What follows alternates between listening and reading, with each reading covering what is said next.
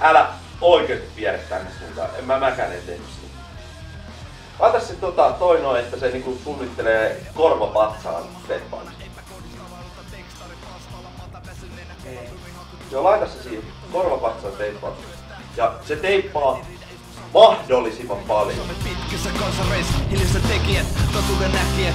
Tiedätä säkin, että maailma on sun käsissä. Kato, teippaa ja pro. Mä mietin nyt, että vai onko se sitten se toi teippaus niin se, minkä se menee sitten puhdistamaan päivänä. Mä elätän itteni teippaamalla, puhdistamalla myös teipit pois. Onko toi myrkyllistä toi bakteeri? No on, ja on varovainen, ettei se rupee tätä ei saa mennä yhtään iholle. Mitäs se suhisee tuolla selässä?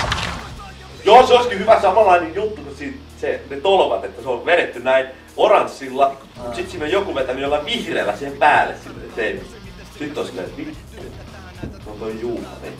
Se on niinku kilpailu. Ai me heti jo esitellään se. Totta kai me pitää esittää niinku naps näin, että on kilpailija. No just suomenruotsalaiset tommosia, aina veneellä. Juhan! Miten sä kehtaat jyrätä mut? Ota se huppu pois, niin saat pannuu!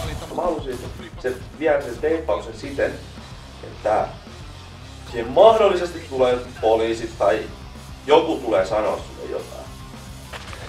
Tänne ei saa vittu yhtään mennä nyt. Mitä? Ei vittu, Hane, vittu tästä tulee sakot! Hane! Älä juokse vittu pelle!